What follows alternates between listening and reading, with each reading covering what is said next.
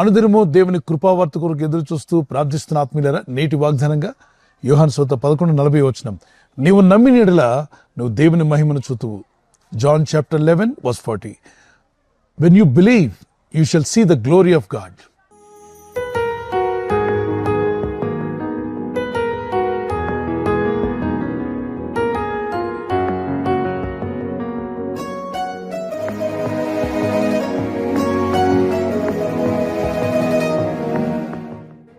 మనందరి జీవితాల్లో దేవుని కార్యాలు జరగాలని ఆశిస్తాం, ప్రార్థిస్తాం. ఇక్కడ నమ్మినప్పుడు జరిగే కార్యాల గురించి మాట్లాడుతున్నాడు.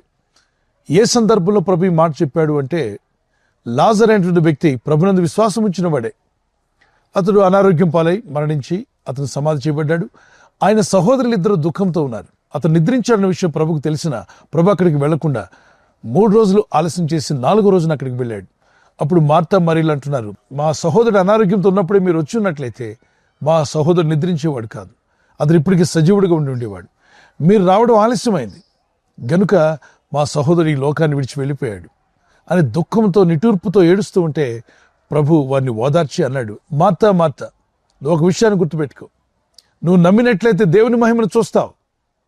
నిద్రించిన నీ తమ్ముడిని నేను తిరిగి లేపుతాను అని ప్రభు చెప్తున్నాడు. పునరుద్ధానమును జీవమును నేనే. అంటే మనుషులు తిరిగి లేవాలన్నా దేవుని చేతుల్లోనే ఉంది. వారు ఇప్పుడు లేకపోయినా తర్వాత లేవాలన్నా అది కూడా ఆయన చేతుల్లోనే ఉంది. తీర్పు కాలంలో చనిపోయిన వాళ్ళందరినీ తిరిగి లేపుతానని ప్రభు వాగ్దానం చేశాడు. అది కూడా ఆయన చేతిలో ఉన్న. ఆయన జీవాధిపతి అయి ఉన్నాడు. జీవము ప్రతి ఆత్మకు ఆయన అధిపతి అయి ఉన్నాడు. పోయిన ప్రాణాన్ని తిరిగి రప్పించగల శక్తిమంతుడు. అయితే చనిపోయిన వాళ్ళందరినీ ఇప్పుడు దేవుడు లేపుకుంటూ కూర్చుంటే ప్రపంచంలో భూమి స్థలం చాలదు, ఏ పనులు అవ్వవు. కాబట్టి ఈ లోకంలోకి రావడం, వారి వారి పనులు ముగించుకుని వాళ్ళ యాత్రాకాలము ఈ లోకాన్ని విడిచి వెళ్ళిపోవడం. విడిచింది దేహాన్నే కానీ ఆత్మలు దేవుని ఎదుకు సురక్షితంగా వెళ్తున్నాయి, ఆయన ఎదుట చేర్చబడతాయి. అక్కడ వేవేల పరిశుద్ధులు వీళ్ళకన్నా మనందరికన్నా ముందు వెళ్ళిన వారు, వారితో పాటు వీరితో పాటు వారు, అలాగే ప్రభు వారి మధ్యలో సంచరిస్తూ ఉంటాడు. అద్భుతమైన లోకం. మనుషులు తయారు చేసిన గార్డెన్స్, పట్టణాలు చూసినప్పుడు మనం ఆశ్చర్యపోతూ ఉంటే, సృష్టికర్త అయిన దేవుడు, మహాజ్ఞాని అయిన దేవుడు చేసిన అద్భుతమైన ప్యారడైస్ మనం ఊహించలేం. అద్భుతమైన లోకానికి భక్తి కలిగిన రక్షణ పొందిన ఆత్మలు అక్కడికి వెళ్తున్నాయి. అక్కడికి వెళ్ళిన ఆత్మలు మళ్ళా తిరిగి వెళ్తావా భూలోకానికి అంటే వద్దయ్యా, వద్దు, ఈ లోకంలో జీవించి వచ్చేసింది, ఇక చాలు, మళ్ళీ ఆ పాపలోకానికి నేను వెళ్ళాలని అనుకోవట్లేదు. ఒకవేళ ఇక్కడ వాళ్ళు భక్తులు ఏడుస్తూ ఉండొచ్చు, వాళ్ళ పేరెంట్స్, వాళ్ళ పిల్లలందరూ కూడా ఏడుస్తూ ఉండొచ్చు, మా నాన్న కావాలి, మా అమ్మ కావాలి, మా ఇంటి వరకు పంపించమని. దేవుడు అంటే వారి ఆత్మలతో, ఇదిగో నీ ప్రజలు ఏడుస్తున్నారు, వెళ్తావా అంటే వాళ్ళంతా ఏడుస్తారులే, ఈ రోజు కాకపోతే రేపైనా సత్యాన్ని తెలుసుకుంటారు, ఆ పాపలోకానికి మళ్ళీ నన్ను పంపించవద్దు దేవా, ఇక్కడ చాలా ఆనందంగా ఉంది, ఈ ప్యారడైజ్లో చాలా హ్యాపీగా ఉన్నాను, oh god let me be here, don't send me again back to the world. That is what the request of every saved soul that stays with God. So remember, wherever you go, whatever you do, and always focus on God. ఈ లోకయాత్రలో జీవిస్తున్న ఆత్మీయులందరూ ఎటువంటి ఇబ్బందులు కలిగినా, ఎలాంటి శోధనలు కలిగినా, ఇబ్బందులు శోధనలు అనేవి సాధారణంగా ఎదురవుతూ ఉంటాయి. వాటిని జయించుటకు దేవుడు అంటున్నాడు, నీవు నమ్మిక మాత్రం ఉంచు, అప్పుడు దేవుని మహిమను చూస్తావు. దేవుని మహిమకరమైన కార్యాలు చూడాలి, పొందాలని ఆశ ఉంటే సరిపోదు, ఆయన యందు నమ్మిక ఉంచాలి. మార్క్స్ 9:23 నమ్ముట నీ వలనైతే నమ్మువానికి సమస్తము సాధ్యమని ప్రభువైన దేవుడు సెలవిచ్చున్నాడు. ఒక కీర్తన పాడుకుందాం. నిన్ను నమ్మినచో సిగ్గుపడనీయవు, నన్ను నెమ్మదితో నీవే ఉంచెదవు. నిన్ను నమ్మినచో సిగ్గుపడనీయవు, నన్ను నెమ్మదితో నీవే ఉంచెదవు. పాపకాలమున నమ్ముకొనదగిన, పాపకాలమున నమ్ముకొనదగిన యేసు నీవే ఆధారము, యేసు నీవే నా ప్రాణము, యేసు నీవే ఆధారము, యేసు నీవే నా ప్రాణము. ఈ వాగ్దానం ఎత్తి ప్రార్థించండి. ప్రభువా, మీరు సెలవిచ్చున్నారు, నమ్మితే నీ మహిమను చూస్తామని. నమ్ముట వలన దేవుని మహిమను చూడగలిగే కృపను మాకు దయచేయండి. ఇదిగో నా పరిస్థితులు బాలేవు, నీ యందు విశ్వాసం ఉంచి ప్రార్థిస్తున్నాను, నమ్మిక ఉంచుతున్నాను, నువ్వు ఆశ్చర్యకరుడు, అద్భుతకరుడు, ఆలోచనకర్తవు, నీకు సమస్తము సాధ్యమే. ఈ విషయంలో నాకు సహాయం చేయమని వేడుకునండి. దేవుని యందు స్థిరమైన నమ్మిక కలిగి ఉండండి. ఒక మాట మీకు జ్ఞాపం చేస్తున్నాను. ఆ సమాధి వద్దకు వెళ్ళినప్పుడు అక్కడ ఉన్నటువంటి వాళ్ళందరూ కూడా ఏం జరుగుతుంది, ఇప్పుడు జరిగేదేంటి అని ఆశ్చర్యంగా చూస్తూ ఉన్నారు. ప్రభు అన్నాడు, ఆ రాయిని తీసివేయండి అన్నాడు. అక్కడున్న వాళ్ళందరూ ఆశ్చర్యపోయి ఉండొచ్చు. ఎందుకు రాయి తీయాలి? అతను చనిపోయి 4వ రోజు కదా, దుర్వాసన వస్తుందేమో. అక్కడికి వెళ్ళినట్లయితే వాసన అయ్యా వద్దు అని చెప్తే ప్రభు అన్నాడు, మొదట మీరు ఆ రాయిని తీయండి అని. మరికొందరు అనుకోవచ్చు, ఏంటి చనిపోయిన వాడిని తిరిగి లేపుతాడా ప్రభు?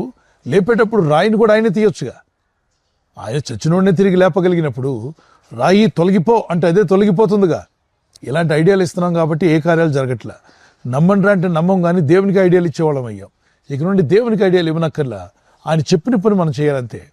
రాయి ముందు రాయి తీయడం మన వల్ల అవుద్ది, కానీ శవాన్ని లేపడం మన వల్ల కాదు. వారు ఎదురు మాట చెప్పకుండా వెళ్ళి రాయిని తొలగించారు. అప్పుడు ప్రభు అన్నాడు, లాజర్ బయటికి రా అని పిలిచాడు. ఆయన పిలిచిన వెంటనే ఆయన సమాధి చేసినప్పుడు తెల్లని వస్త్రాలు చుట్టి పెట్టారు కదా, ఆ ప్రేత వస్త్రాలతోనే బయటకు వచ్చేసాడు. అది చూసిన వారు కొంతమంది భయకంపితులయ్యారు, కొందరైతే అక్కడ నుండి పారిపోయారు. ఎందుకంటే శవం లేచి వస్తే భయపడరా? ప్రపంచంలో మానవ చరిత్రలు ఎప్పుడు జరగల కులిపోయిన శవం తిరిగి లేచి రావడం. ప్రభు పిలిచిన వెంటనే సచ్చిన వాడు ఎలా తిరిగి లేచాడు? ఈయన జీవాధిపతి అని రుజువు అవుతుంది. దేవుడు జీవం ఇచ్చేవాడే కాదు, జీవమునకు అధిపతి. పోయిన ప్రాణాన్ని తిరిగి రప్పించేవాడు, ఆయన సర్వశక్తిమంతుడు.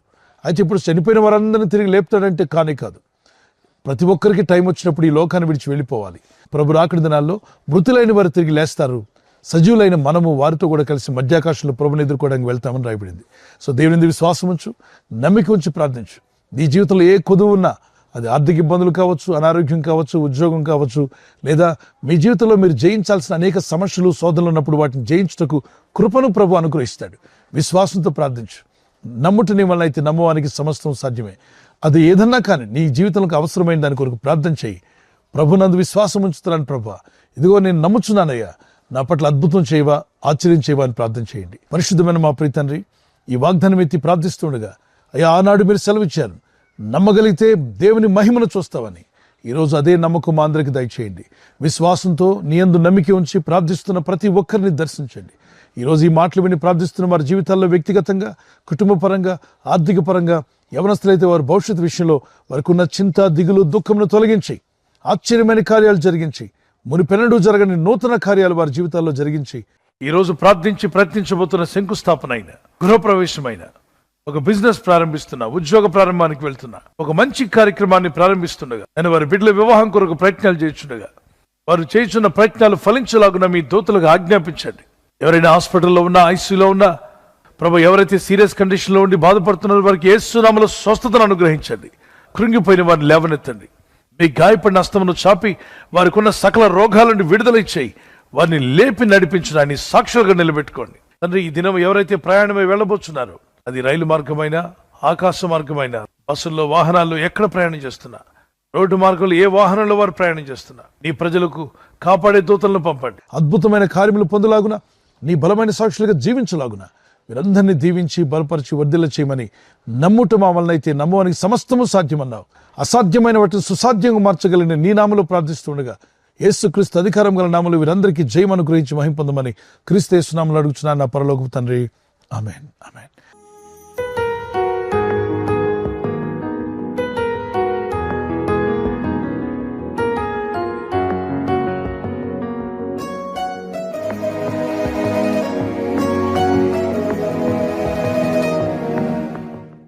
ఎవరైతే బర్త్డే జరుపుకుంటున్నారో, హ్యాపీ బర్త్డే టు యూ.